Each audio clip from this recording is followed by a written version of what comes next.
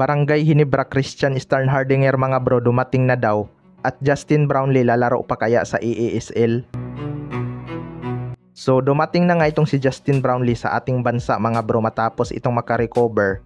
Handa na nga itong si Justin Brownlee para sa upcoming game ng Gilas Pilipinas laban sa Guam.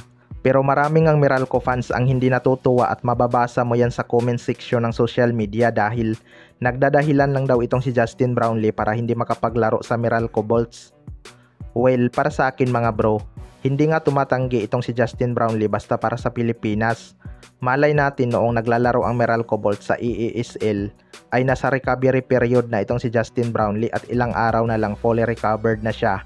Kaya lumipad agad siya dito sa Pilipinas para mag-ensayo. Pero tanongan ng karamihan kung lalaro pa ba sa EASL itong si Justin Brownlee. Mukhang hindi na talaga matutuloy si Justin Brownlee sa EASL mga bro dahil naudlot na nga ang kanyang kontrata sa Meralco Bolts. Ayaw din nila mapagod ng husto si Justin Brownlee dahil may mga paparating na bigating laban pa nga ang Gilas Pilipinas. Although hindi naman laging may laban ang Meralco sa EASL, pero iniingatan siguro ng Hinebra management itong si Justin Brownlee para na rin makaiwas sa injury. Nandyan naman si Rondy Hollis Jefferson na sinasabi nilang mas magaling pa kay Justin Brownlee at kayang magbuhat ng isang team. Kaya abangan na lang natin ang kanyang desisyon. Sa kabilang banda naman mga bro, Barangay Hinebra Christian Eastern Hardinger dumating na daw. Ito ngang si C-Stand ay gustong gusto makuha ng TNT tropang 5G mga bro. Kaya gumagawa sila ng paraan kung paano ito makuha. Magiging powerhouse team na talaga tong TNT kapag nasa kanila na itong si C-Stand, lalo na sa import-led conference. Alam naman natin kung ano ang kayang ibigay ni C-Stand sa isang team. Marami ding Hinebra fans ang may gusto na ibalik ito sa kanilang team. Hindi kasi talaga maitatanggi mga bro na humina na ang interior defense ng Barangay Hinebra simula mawala si C-Stand sa kanila. Wala ngang big man ang Barangay Hinebra na kayang ibigay ang produksyon na binibigay ni C-Stand.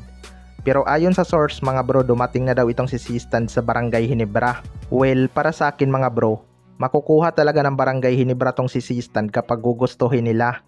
Alam naman natin kapag Terraperma, Jeepmatic, SMC nga ang bagsak ng kanilang mga player. Magiging sakit sa ulo talaga ng Barangay Hinebra kapag binigay ng Terraperma Jeep si C-Stand sa TNT tropang 5G. Ngayon pa nga lang ay nahihirapan na sa mga independent team itong Barangay Hinebra dahil sa kakulangan nila ng legit at masipag na big man. Ang tanong lang dyan mga bro ay kung gusto pa ba ni C-Stand maglaro sa Barangay Hinebra matapos itong matrade sa Terraperma Jeep. Alam naman natin na inaayawan ng maraming star player ang team na yan sa di pa natin malamang dahilan. Kaya abangan na lang natin kung magbibitaw pa ba ng player ang Barangay Hinebra para kay C-Stand. Kayo mga bro, ano masasabi nyo tungkol dito?